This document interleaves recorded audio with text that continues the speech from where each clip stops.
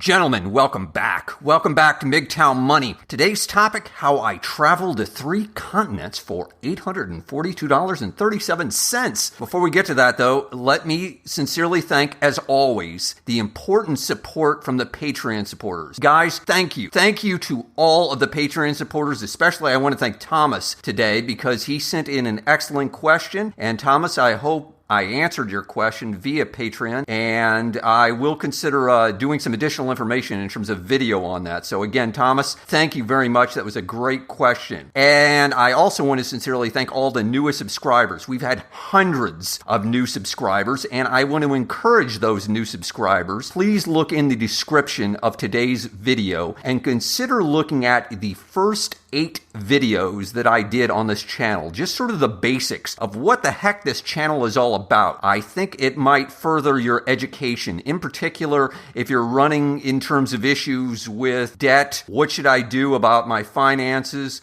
How do I put together just sort of a basic portfolio? How do I get started with basic investing? I've covered many of these topics in previous videos, but in particular, there's first 8 might give you a good groundwork to work from. All right, let's get on to today's topic, how I traveled to 3 continents, not 3 countries, continents, for $842.37. Specifically, gentlemen, I went from North America, from the United States, to Southeast Asia. Specifically, I went to Thailand. From Thailand, I went to Japan, Northern Asia, and specifically, I was on the island of Hokkaido and went to the city of Sapporo specifically. Later, I went down to Auckland, New Zealand, and as I alluded to in a previous video, I went from Auckland to Wellington, New Zealand, and from Wellington, I went over to Sydney, Australia, and then I went back to Southeast Asia, specifically back to Thailand, and ended up back here in the United States. By the way, gentlemen, for those of you who are keeping track of this travel log that I've just given you, a couple of those flights were in business class, as well as I stayed in accommodations, for example, like the Hilton Niseko Resort. And of course, you can Google this, gentlemen. You need to be skeptical. You need to check on this. You can check this. Is there actually a Hilton Niseko? Yeah, there is. Or go check out the Intercontinental Hotel,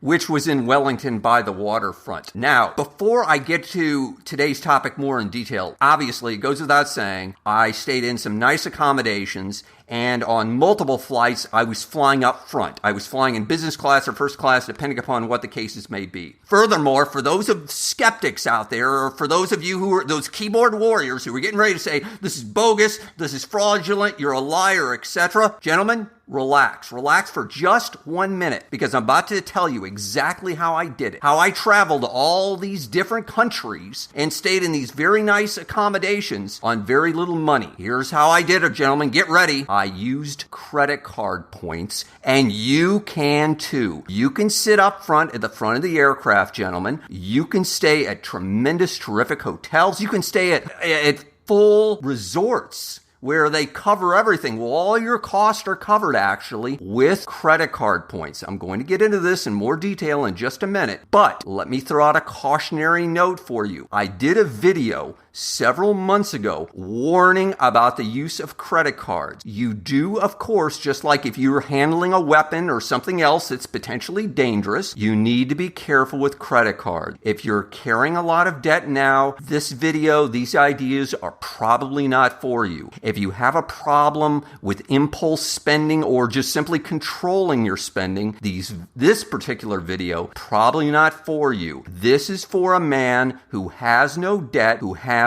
strong discipline relative to his spending on credit cards, who does not ever, and I emphasize ever, carry a credit card balance. Now, with that cautionary note, let's get on to the broad strokes of the types of credit cards, the 3 specific, generally speaking, types of credit cards that you should be considering. By the way, let me also mention, this does not just apply to those of you in the United States. I know for a fact, I have seen with my own eyes, Australia, England, as well as parts of Europe, have the same types of credit card offers that you simply need to research. Number 1, the first type of credit card we're going to be looking at are airline branded credit cards.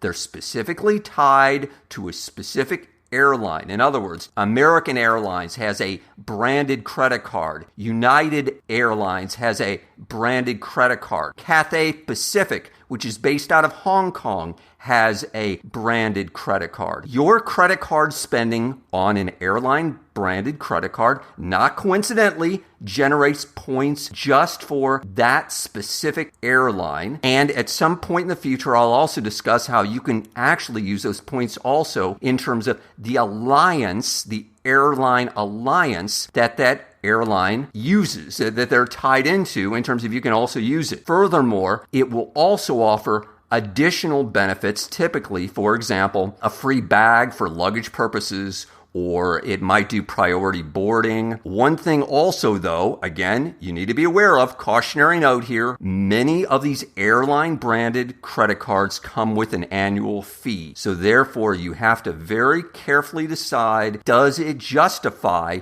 to have this credit card if I'm going to pay an annual fee? Next, hotel branded credit cards. Very same idea as airline credit cards. Whether you're talking about the Ritz-Carlton, whether you're talking about Marriott hotels, whether you're talking about Hilton hotels, where you're talking about IHG, which owns Holiday Inn, as well as Crowne Plaza, as well as Conrad Hotels, etc. It's a whole conglomerate of hotels. Nearly all of these hotel branded credit cards, nearly all of them, come with some sort of annual fee. However, several of them also come with a free night. So every year, although you're paying an annual fee, you also get a free night, although potentially with some restrictions with that particular hotel chain. Now, here's the gold standard, though. Number 3 is the credit cards that you really need to consider. These I'm going to call the flexible point credit cards.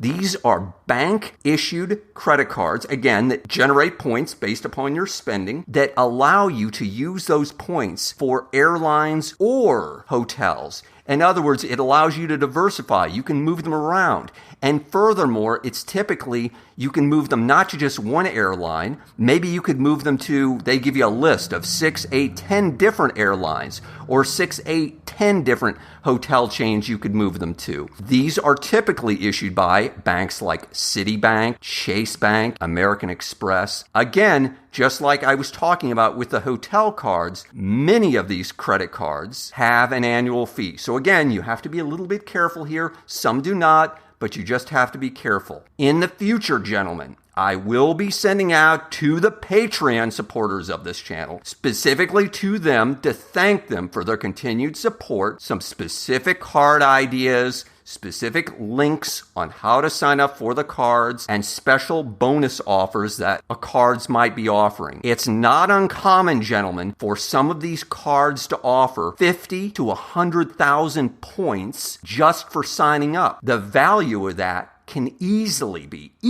500 to 1,000 US dollars per card. So you do the math, gentlemen. You clearly can see, sitting around on your sofa one day, you could easily get the value of $500 or $1,000 just by signing up for one single credit card. Of course, there's going to be restrictions. You're going to have to meet some sort of spending requirement, but there's ways around that too, and I'll get into that with the Patreon supporters. Needless to say, you can do this, gentlemen. You can travel in first class. You can stay at tremendous, I don't want to say 5-star accommodations, but certainly 4-star accommodations at little cost, at very little money. So if you want to fly for free and stay in great hotels, I encourage you, do some research on travel credit cards, and you decide for yourself. Gentlemen, as always, if you haven't hit the subscribe button, do so now. Hit the like button if you found that useful. John Galt, out.